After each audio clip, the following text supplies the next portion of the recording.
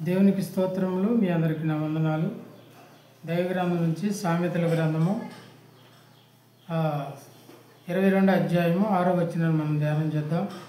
బాలుడు నడవలసిన త్రోవను వానికి నేర్పు, వాడు పెద్దవాడై ఉన్నప్పుడు దాని నుండి తొలగిపోడు.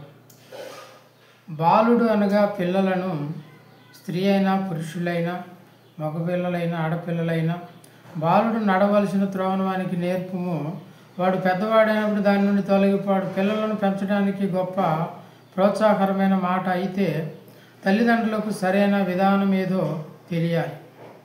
నా ప్రియమైన దేవుని బిడ్డలారా, ప్రియ దేవుని స్నేహితులారా, చూడండి, చాలామందికి తెలియక ఎట్లా పడితే అట్లా పెంచేవారిగా ఉంది. చాలామంది పిల్లలు చూడండి, పిల్లలకి దొంగతనాలు నేర్పేవారు, మోసం మాటలు నేర్పేవారు, బూతులు నేర్పేవారు, అబద్ధాలు నేర్పేవారు చాలామంది కనబడుతున్నారు. కానీ మరి దేవుని గురించి నేర్పేవారు లేరు. నా ప్రియ దేవుని బిడ్డలారా, బాలుడు నడవలసిన త్రోవను వానికి నేర్పాడు, పెద్దవాడైనప్పుడు దాని నుండి తొలగిపోవడానికి వాక్యం సెలవిస్తూ ఉంది. చాలామంది ఏవేవో నేర్పుతారు.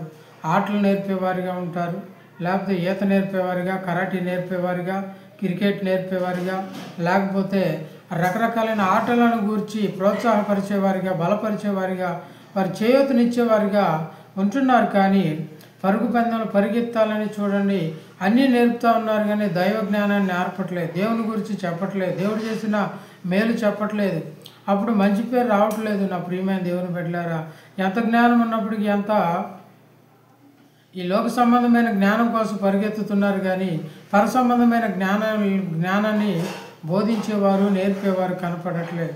పిల్లలను బారులు నడవలసిన వారికి నేర్పు, వాడు పెద్దవాడేప్పుడు దాని నుండి తొలగిపోవడానికి వాక్యం సెలవిస్తుంటే అది దేవుని గురించిన జ్ఞానం నేర్పట్లేదు, దేవుని గురించిన నీతిని, దేవుని గురించిన యథార్థతను నేర్పకుండా రకరకాలుగా ఏవేవో నేర్పేవారిగా ఉంటున్నారు.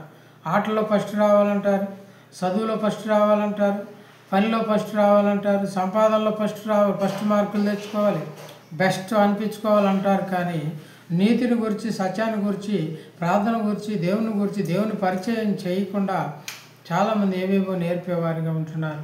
నా ప్రియ దేవుని బిడ్డలారా, బాలుడు నడవలసిన త్రోవనికి నేర్పము. నీ పిల్లలను కోపం రేపకూడదంట. చాలామంది తల్లిదండ్రులు కోపం రేపేవారిగా ఉంటారు. అలా కోపం రేపినప్పుడు తల్లిదండ్రులు చూడండి, పిల్లలు ఇల్లు విడిచి వెళ్ళిపోయేవారిగా, ఎక్కడెక్కడో స్నేహితుల దగ్గర చేరేవారిగా, లేకపోతే హోటల్ ఎక్కడెక్కడో జీవించేవారికి వారి జీవితాన్ని దుర్భరంగా జీవించేటట్టుగా చూస్తూ ఉన్నాం.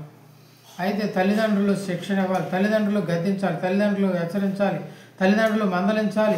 ఓర్పుతో వారికి నేర్పి, సహనంతో నేర్పినప్పుడు వారి జీవితాలు కట్టబడతా ఉంటాయి. నా ప్రియమైన దేవుని బిడ్డలారా, బాలుడు నడవలసిన త్రోవానికి నేర్పివాడు పెద్దవాడు అయినప్పుడు దాని నుండి తొలగిపోడు.